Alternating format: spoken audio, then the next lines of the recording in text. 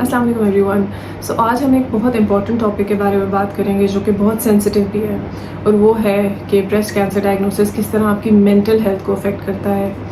So after being able to work with cancer patients for so long, I know exactly कि जब ये diagnosis होता है तो हमारे पेशेंट्स किस मेंटल कंडीशन से गुजर रहे होते हैं, फिर ड्यूरिंग द ट्रीटमेंट किस मेंटल फेजेस से गुजर रहे होते हैं, एंड ऑफ ट्रीटमेंट पे क्या उनके एक्सप्रेशंस होते हैं या इमोशंस होते हैं, और आफ्टर ट्रीटमेंट जब वो फॉलोअप्स के लिए आ रहे होते हैं तो वो किस इमोशनल कंडीशन में से गुजर रहे होते हैं।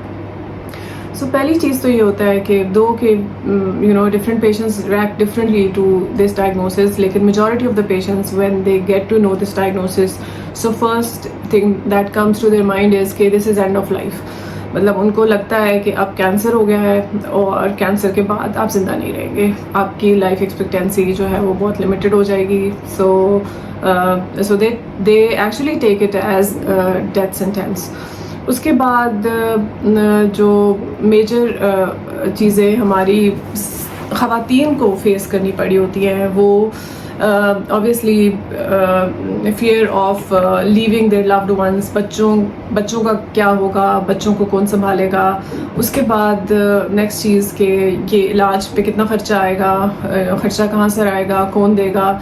उसके बाद आपके फ्यूचर के बहुत सारे प्लान्स होते हैं ज़िंदगी में जो आपके कैंसर डायग्नोसिस के साथ ही चेंज हो जाते हैं, विच मीन्स के आपने जितने भी प्लान्स बनाए हैं आपको उनको पॉज करना है, and you have to focus on your health, जो कि कई लोगों के लिए बिल्कुल एक्सेप्टेबल नहीं होता।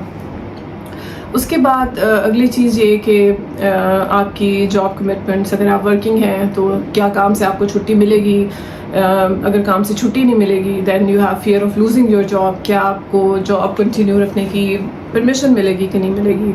उसके बाद आपकी जो एम्प्लॉयर है वो आपको इतनी हेल्प करेगा कि अपनी जॉब कंटिन्यू कर सकें। उसके बाद कैंसर के डायग्नोसिस के बाद जब पेशेंट थोड़ा सा उसको एक्सेप्ट करते हैं तो नेक्स्ट चीज़ ये आती है कि जब जो ट्रीटमेंट्स कैंसर के हैं वो बहुत पेनफुल हैं। सो इन पेनफुल ट्रीटमेंट से आप कैसे गुजरेंगे, आपके बाल गिर जाएंगे, आपने फिजिकल इमेज के बारे में सोचना शुरू कर देते हैं, बाल गिर जाएंगे, आप वीक हो जाएंगे, आप फिजिकली डिपेंडेंट हो जाएंगे लोगों पे, आप अपनी डेली एक्टिविटीज़ नहीं कर सकेंगे। सो ये सारी चीज़ें पेशेंट्स के माइंड से गुजर रही होती हैं, जिसकी वजह से there is a huge stress on their mind as soon as the diagnosis comes.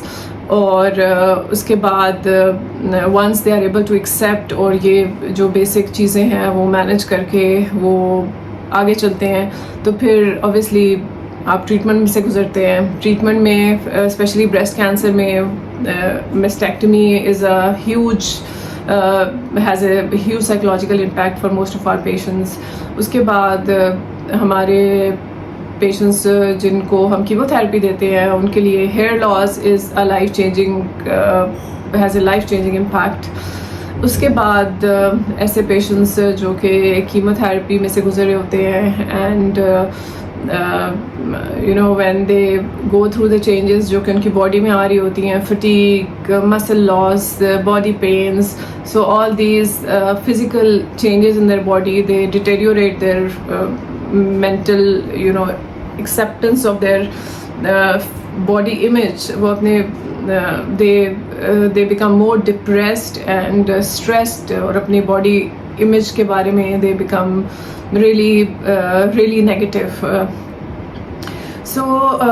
उसके बाद जब हमारे पेशेंट्स कुछ ट्रीटमेंट ख़त्म कर लेते हैं और क्योर हो जाते हैं तो उसके बाद जो सबसे चीज़ ज़्यादा उनको इम्पैक्ट करी होती है वो fear of cancer coming back है, कि ये तो हमने ट्रीटमेंट तो करा लिया, अब ये बीमारी दोबारा से तो नहीं आ जाएगी। और कुछ patients this fear of cancer coming back से ही बाहर नहीं निकल सकते और वो अपनी लाइफ में दोबारा से एंटर नहीं हो सकते।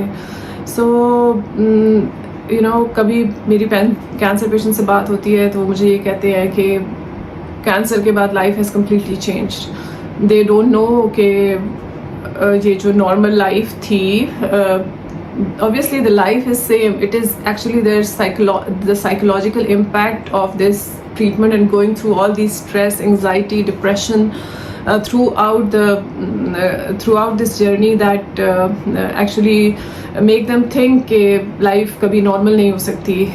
तो इसमें हम आपकी क्या हेल्प कर सकते हैं? जब आप इन सारी जो मैंने आपको starting from the beginning to till the end of treatment, या पोस्ट ट्रीटमेंट जो मैंने आपको सिचुएशंस बताई जिससे पेशेंट गुजर रहे होते हैं।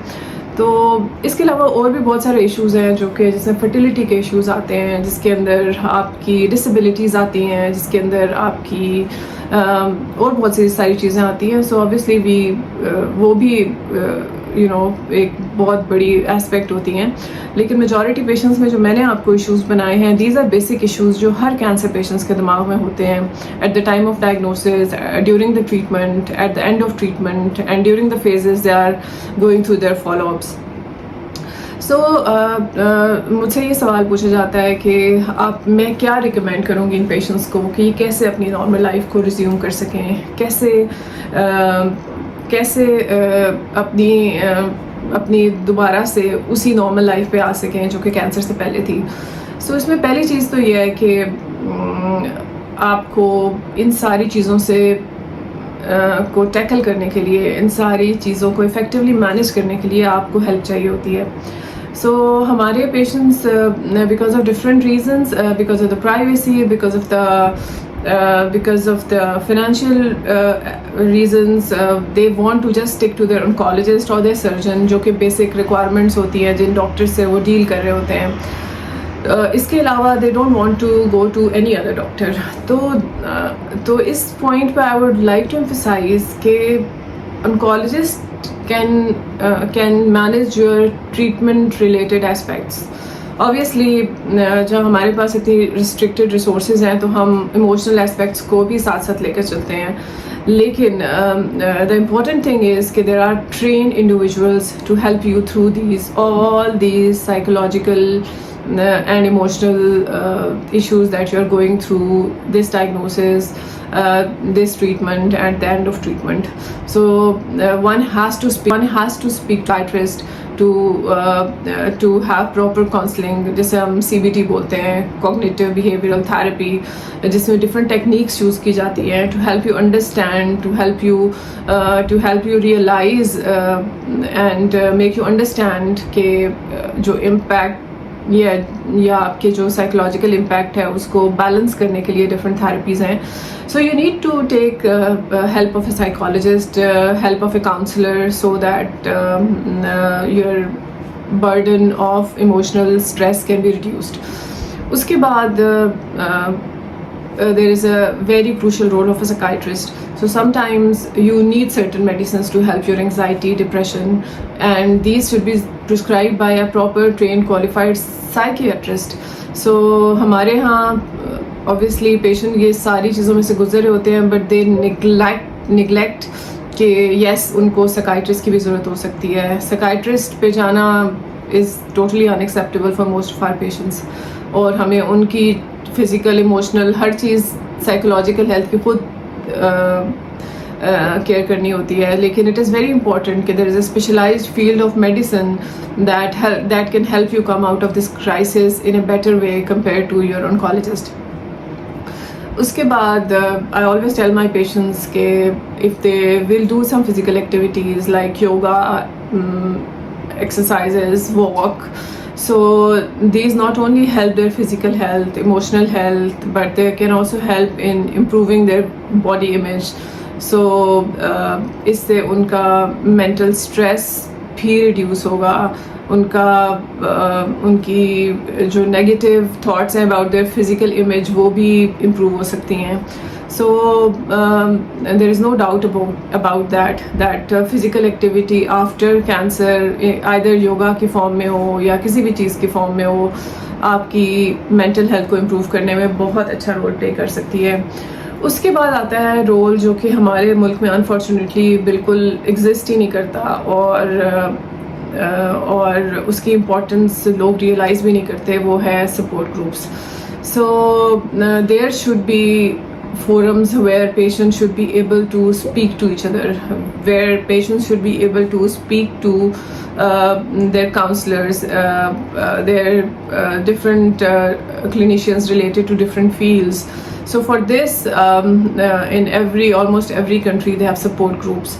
So support groups provide a platform for the patients to to discuss, to share their emotional experiences, their thoughts, and only sharing can leave a very positive impact on patients' health. So इसी context में we started a breast cancer support group. It's a small effort on our behalf कि हमारी breast cancer जो survivors हैं, they can participate in that group and they can talk to each other, they can share their experiences with each other, they can regain their energy, emotional energy back, and they can effectively participate in their life again. So these support groups should be available to all cancer patients right from the beginning of the treatment, so that they are able to help gain help through other patients. So it is also very, very important. So this was a brief overview of how breast cancer affects the mental health of our patients, and how can we, what are the basic measures that we can take to improve the mental crisis that the patients are going through. So thank you very much.